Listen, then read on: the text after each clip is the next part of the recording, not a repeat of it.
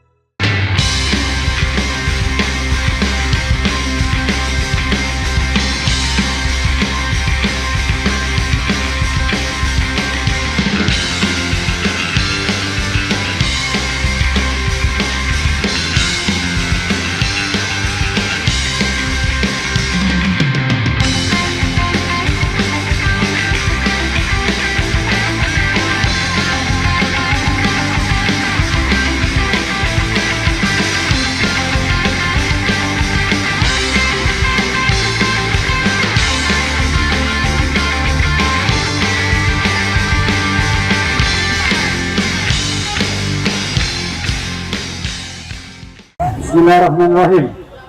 Assalamualaikum warahmatullahi wabarakatuh.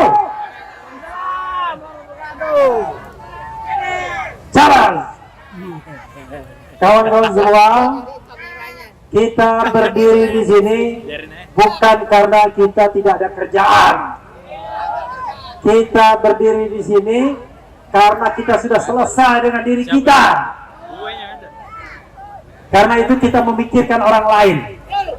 Orang lain itu adalah mereka yang dilemahkan, mereka yang dihinakan, mereka yang tidak dilindungi hak-haknya. Jadi kawan-kawan semua, tujuan bernegara itu adalah mensejahterakan masyarakat seluruhnya, melindungi masyarakat seluruhnya, mencerdaskan masyarakat semuanya, bukan hanya untuk sebagian golongan saja. Jadi saya ingin mengungkapkan sedikit rahasia. Ada teman saya yang mengatakan, kenapa Refli Harun kok sentimen dengan Pik 2? Kenapa Refli Harun sentimen dengan Aguan? Saya katakan, saya tidak sentimen dengan siapapun. Saya tidak sentimen dengan Aguan, tidak sentimen dengan Pik 2. Tetapi bila mana ada ketidakadilan dan ketidakbenaran, maka disitulah kita berdiri dan berbicara. Jadi bukan soal siapa dan mengapa, tetapi soal sikap yang lurus dan benar. Jadi kawan-kawan semuanya, dalam sikap yang lurus dan benar, dalam negara yang tidak banyak kebenarannya ini, kita mungkin berada terus di jalan yang sepi. Tidak apa-apa. Teman-teman kita sudah enak-enakan di Senayan. Kalau dulu ketika menjadi oposisi, bersama-sama kita di jalan, sering mengkritik di media sosial. Tetapi begitu sudah enak-enakan di kursi, baik di legislatif maupun eksekutif, diam saja. mengirim doa saja tidak. Jadi kalau ada kegiatan, ya terpaksa lah. Yang saya undang adalah Edi Mulyadi, Said Didu, Marwan Batubara. Saya tidak bisa lagi mengundang teman saya Fahri Hamzah, Fadli Zon, ya, karena mereka sudah menjadi bagian dari kekuasaan dan agak enak hidupnya sekarang. Dari dulu juga enak, tapi dulu enak dan kritis, tapi sekarang enak dan menikmati. Jadi agak beda. Jadi jangan harap di antara kita ini Anda akan melihat para anggota Dewan Perwakilan Rakyat atau DPRD. Padahal secara teoritis harusnya mereka yang ada di sini untuk mendengarkan aspirasi rakyat yang diwakilinya. Tidak hanya gedung sana yang mendengarkan, tetapi juga wakil-wakil kita di DPR dan DPRD. Saya tadi menengok ke sana, ya. Kementerian Koordinator Bidang Perekonomian Republik Indonesia memperingati Hari Anti Korupsi Sedunia 2024. Teguhkan komitmen berantas korupsi untuk Indonesia maju. Anda percaya kantor ini punya komitmen? Biasanya kalau ada kantor yang nulis-nulis begitu, makin tidak bisa dipercaya. Saya sebenarnya agak protes dengan Prabowo Subianto, ya. Kemarin ceritanya beliau dilengsarkan karena ancaman-ancaman sprindik. 11 katanya sprindiknya, ya. Langsung lengser dari ketua umum partai besar, partai pemenang nomor 2 di pemilu 2024. Tetapi kenapa kemudian masih bertahta di singgasananya? Apakah demikian takutnya Prabowo Subianto dengan Joko Widodo? Kalau tadi Mr. Said Didu mengatakan problemnya ada di Jokowi, problemnya ada di Joko Widodo, saya sedikit appeal kepada kita semua, kepada kawan-kawan semua, kepada siapapun yang mendengarkan, bahwa Presiden hari ini bernama Prabowo Subianto yang katanya mau memberantas korupsi. Dia baru saja mengatakan, kalau ada pelanggaran hukum, saya akan tindak sendiri. Jadi kawan-kawan semua, dalam struktur kenegaraan kita, presidenlah yang harus bertanggung jawab. Kenapa kemudian yang terjadi kita kok mengasihani presiden? Agak bingung saya. Prabowo Subianto sudah memiliki segala kekuatan, segala power untuk melakukan apa yang dia idamkan. Melindungi rakyat, mensejahterakan rakyat, mencerdaskan rakyat. Tetapi kenapa belum dia lakukan? Apakah kita masih ingin memberikan toleransi? Mau kasih toleransi atau tidak? Masih toleransi atau tidak? Secara teoritis harusnya kita tidak bisa berikan lagi toleransi, karena dia sudah berkuasa. Kalau tadi in waiting dalam kekuasaan belum dilantik, ya bolehlah, karena dia takut nanti pelantikannya gagal. Ini sudah tanggal 13 Desember, November, Desember, sudah lebih dari 1,5 bulan. Apa saya yang salah ya? Saya tidak merasakan ada pergantian kekuasaan. Sepertinya masih yang lama penguasanya. Prabowo masih di bawah bayang-bayang Jokowi. Jokowi di bawah bayang-bayang 9 naga. Jadi di negara ini sesungguhnya siapa yang berkuasa? Bisa jawab atau tidak? Siapa yang berkuasa?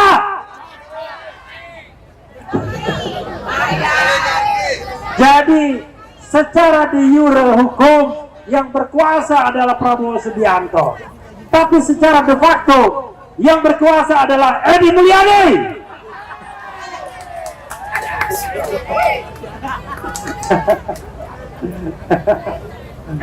Edi Mulyadi, engkau di rumah saja, Mulyono dan kawan-kawan.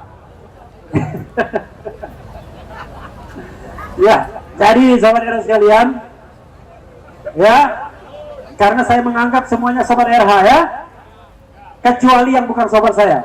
Bapak polisi ini subscriber RH channel, jangan khawatir ya Pak polisi ya. Terima kasih banyak Pak. Kalau Bapak jadi jenderal, pastikan jangan jadi jenderal Sambo ya.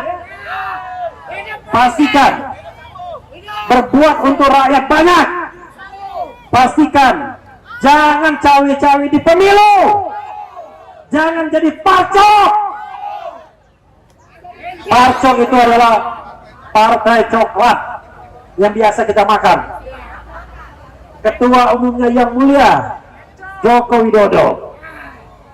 Jadi kawan-kawan semuanya, kita di sini memperjuangkan kepentingan masyarakat. Ada cara berpikir yang salah dari penguasa. Jadi kawan saya itu mengatakan, kan enak kalau nanti PIK itu seperti Singapura, kita bisa bangga. Kawan-kawan semua, Singapura seperti itu adalah satu kesatuan negara.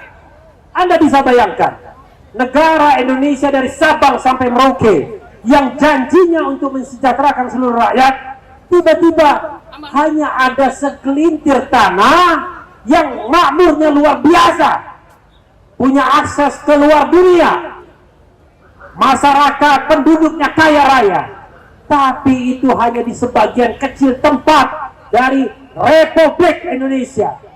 Itu bukanlah cara bernegara yang benar. Cara bernegara yang benar itu adalah kesejahteraan bagi kita semua, bukan kesejahteraan bagi segelintir orang saja. Jadi kalau di antara kita makan, semua harus makan. Tidak boleh ada satunya kayanya minta ampun, tetapi yang lainnya miskin sampai makan pun tidak bisa.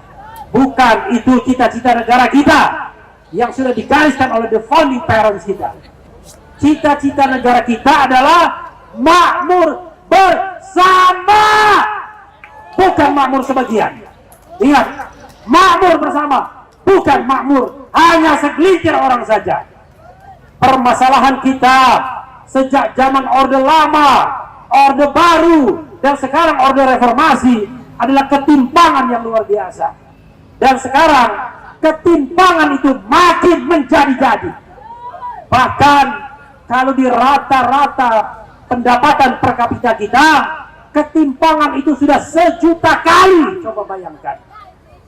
Di antara mereka yang mendapatkan pendapatan rata-rata 4.000, 5.000 dolar per kapita, dengan 40 orang terkaya di Indonesia, kesenjangannya sudah 1 juta kali. Bayangkan, bapak-bapak polisi ya, kita tahu gaji bapak kecil, tapi lebih baik karena di sini kita semua nggak ada gaji. Kita melakukan sesuatu itu voluntarily, nggak ada yang membayar. Jadi bedanya adalah bapak tegak di sana, ada yang bayar, kita yang bayar, karena dibayar dari pajak negara. Kita berdiri di sini, nggak ada yang bayar. Kita swadaya. Ada yang dari Banten, dari Bandung, yang namanya Rizal Fadila. Mana Rizal Fadila? Rizal Fadila kalau ada orasi seperti ini bolak-balik naik travel, nggak ada sponsor, makan pun sudah susah dia sekarang, karena uangnya untuk naik travel. Sedikit lagi ya, karena saya lihat ini yang datang kurang semangat. Coba kita semangatkan sedikit ya. Takbir! Allahu Akbar! Allahu Akbar! Bagaimana kita mau mengalahkan PIK 2 kalau tidak militan dan jumlahnya sedikit? Tetapi jangan salah ya, jumlah itu tidak penting. Yang paling penting adalah keberanian dan hati nurani. Keberanian kita untuk menentang dan menantang ketidakbenaran. Kalau kita bicara soal kebenaran, tidak peduli kita cuma satu orang, menghadapi sejuta orang pun kita tidak boleh mundur, karena kita membela keyakinan dan kebenaran. Hidup kebenaran, merdeka, takbir. Wassalamualaikum warahmatullahi wabarakatuh.